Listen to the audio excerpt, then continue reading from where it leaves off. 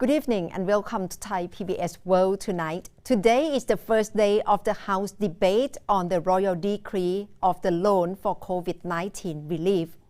What will be the implication of this House debate?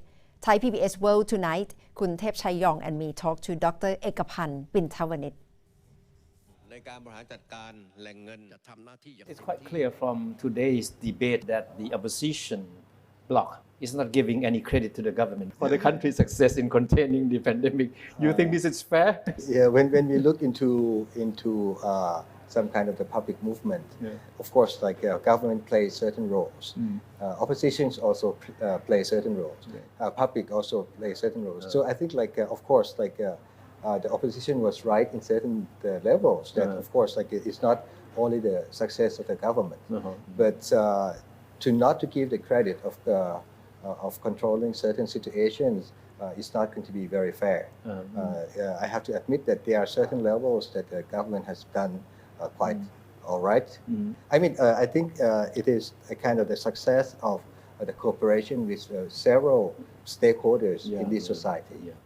And of course, it's very important that the government must not allow loopholes to give rise to corruption. Otherwise, I mean, the government will certainly come under a lot of pressure from the public. I think the transparency is needed. The thing is, like right now, it's very hard for the public to really get accurate information about economy. There are very few channels of accessing the economic statistics or information. Just like a few days ago, the Bank of Thailand also canceled to release the economic indicators, right? So then all of those information are needed for the public, because then it's not just only for the government to exercise or to manage this loan or this funding, but it is for us to manage ourselves. Just even poorer people also needs to know like how the situation in the next 3 months or next 6 months would be, so then they could prepare themselves. And for the debate, what do you think the opposition camp should try to do the most? Because they of course they said they couldn't accept this loan and they would like to scrutinize the use of it. What should they do to make the most? The thing is, like of course, like we need certain cash inflow in order to cope with the situation, and we need quite a lot of cash. But the thing is, like the concerns, especially from the opposition, is that how they're gonna spend this amount of money. I think that's the reason why the oppositions give concerns and the caution on this point. The thing is, like of course, like we try to take a look into a category of this fund that will be used in the future.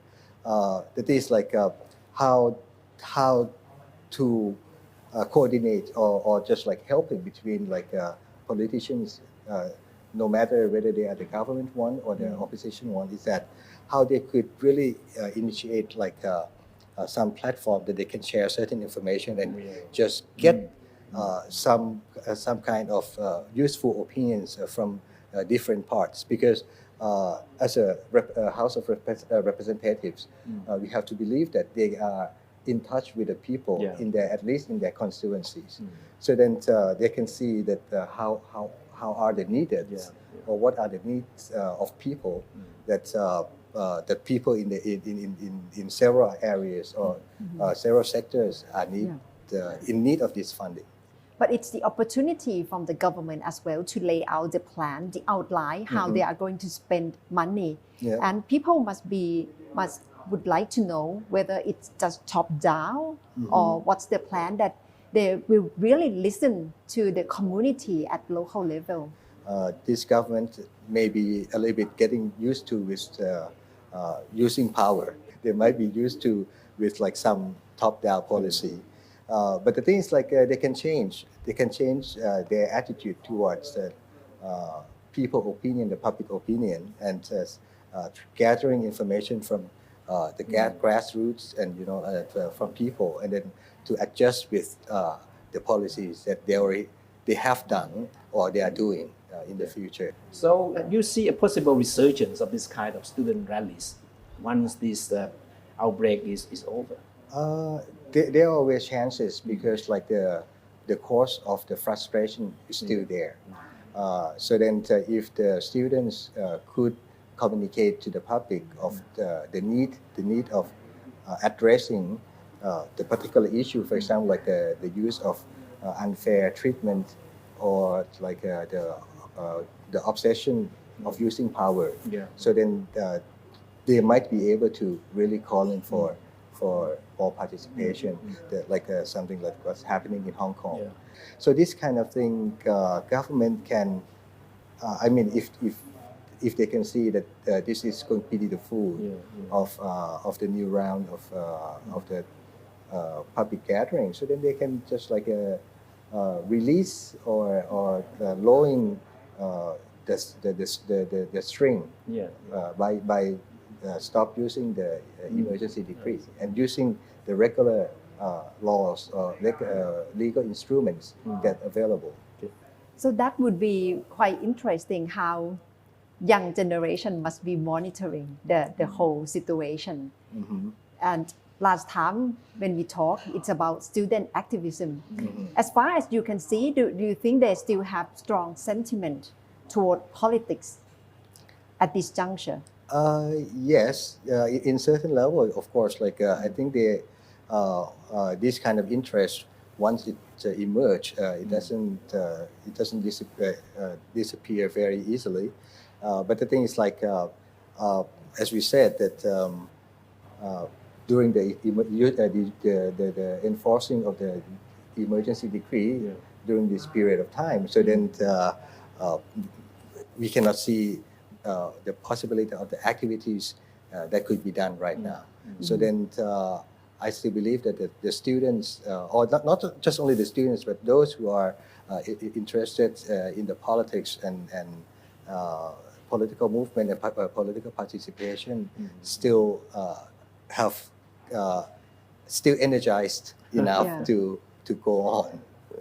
But of course, we cannot draw like direct comparison with Hong Kong, but we can see how law has been used to try to calm down or to stop people's gathering. What do you think Thai authority can also learn from the case of Hong Kong? That's what I just mentioned earlier, because like the political pressure is just like when we put the air into the balloons. If there's no space for when we have public participation, it means that we have certain channels to release the pressure. But if you don't have any channels to release the pressure, then when the air is getting in the balloons too much, so then it's blown up. So then it's the same like everywhere. I think this is like quite the nature when we have certain channels to express our wills and express our political wills. So then we avoid having the how you call that breakdown of like the angers or things like that. Anyway, so that helps. In the beginning of COVID-19, about 3 months ago, we see racial slurs happen with Asian looks around the world. Recently, we see anti-Asia attacks rise in Canada.